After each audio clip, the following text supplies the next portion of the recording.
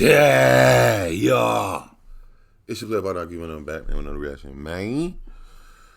And this time, man, we got a victim, well, actually a survivor from the Walmart shooting in Chesapeake. RIP and condolences to everybody. Um, Fucked up situation, bro. But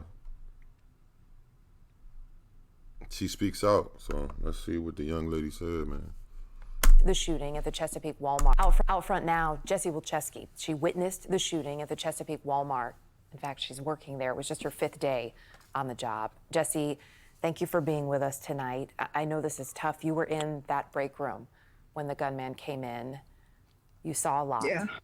Can you walk us through, Jessie, what you saw and what happened in those moments?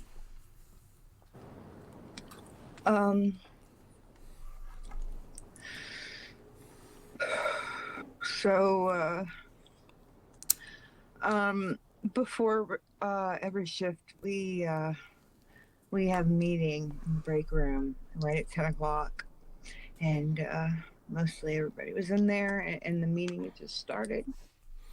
Yo, side note, Walmart, when I used to work a regular job, Walmart was, even before I never worked there, but I used to always wonder why Walmart never hired me. That was always a job I wanted to get. I don't know. It was back in the day. It was paying $10 an hour, and that was the shit. Like, you know, and I always was mad Walmart never hired me from several different states. You know what I'm saying? And I ain't felt no piss tests neither. And all of a sudden, I looked straight instead of looking off where the other guy was talking, and the other team lead is in the doorway, and he's got his hands like that. And at first, it didn't even look real. It didn't register as real. The only thing that made it real was the vibrations hitting your chest and the ringing from the gun going off. And it just kept going and going and going. And I got under the table, and he left the room and went left down the hallway. And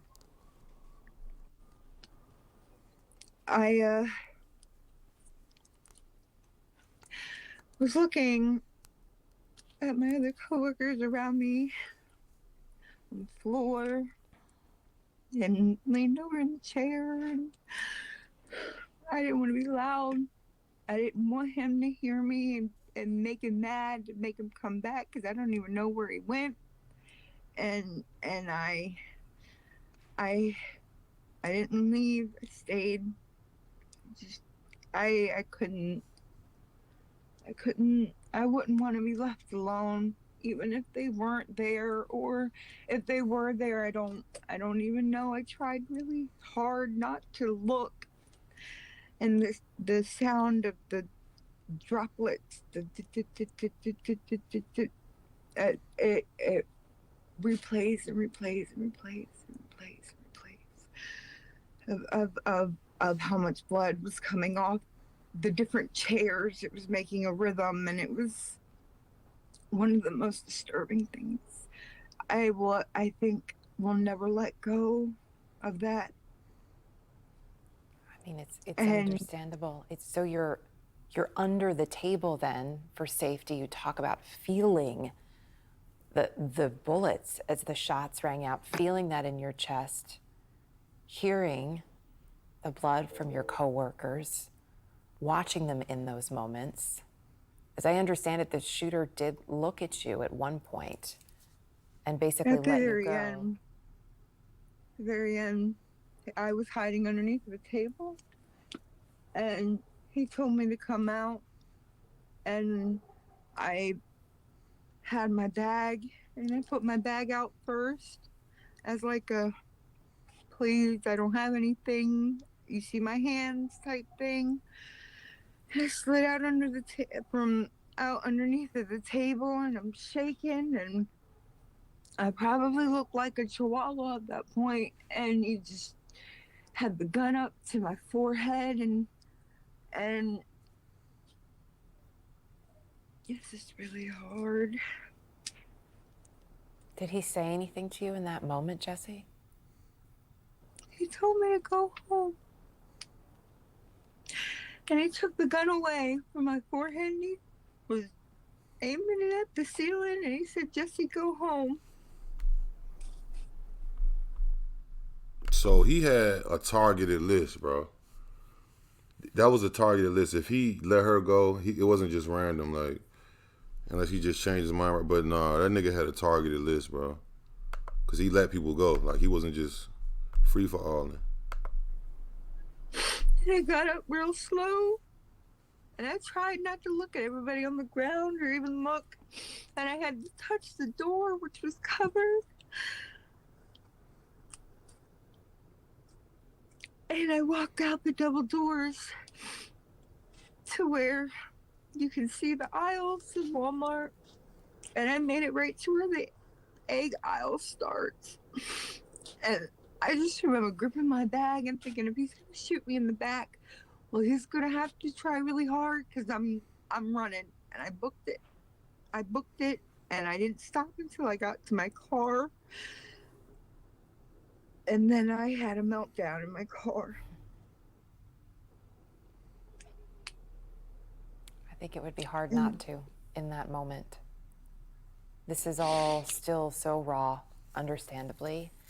And I know that in addition to what you saw and what you went through, you also knew at least 2 of the victims.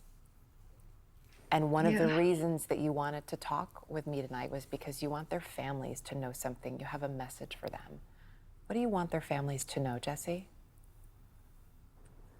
For the 2 girls' families that were sitting in front of me, and I'm not going to name any names, but I want to let you know I could have ran out that door with everybody else that ran out that door, and I stayed. I stayed so they wouldn't be alone in their last moments, because I knew there was no way. As bad as everything was, there was no way. And I stayed. Just so they wouldn't be alone. And they weren't. You were there. There's been a lot of talk about this person who was your manager. I know this was only your 5th day there. That's crazy. And you didn't interact with him a lot. But was there anything that stood out to you?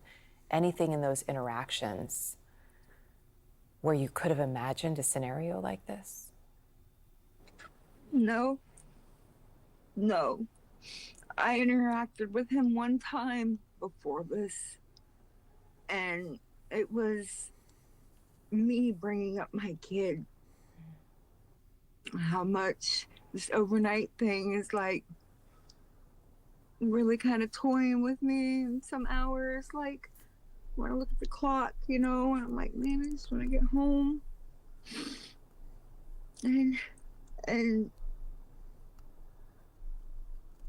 he asked me how old my kid was, and I told him 15 months, and he said a cute age.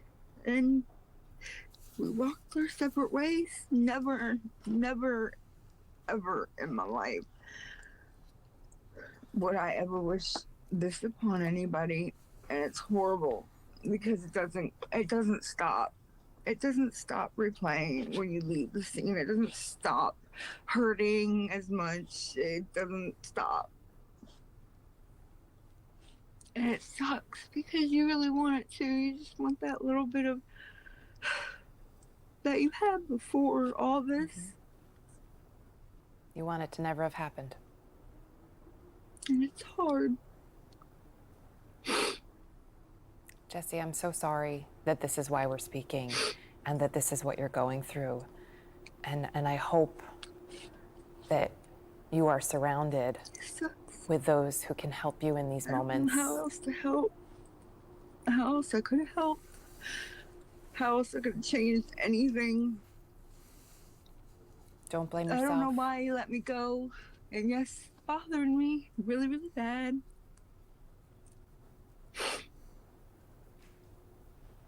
I don't know why he did what he did.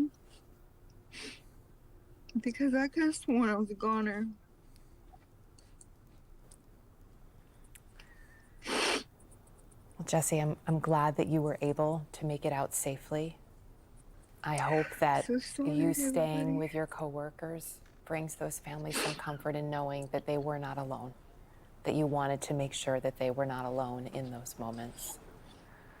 And Jesse, thank you. I know there's no way this can be easy for you to talk about, but we so appreciate you taking the time. And I wish you strength on this road ahead.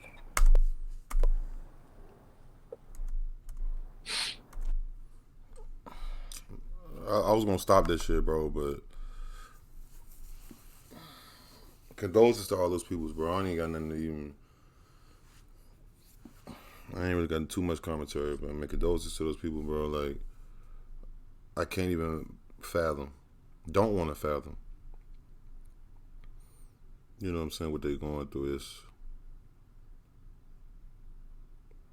I don't even got no jokes, yo. Like, I could have made a joke about her. This shit is not funny at all. Y'all let me know what y'all think. Like, comment, subscribe, notification bell.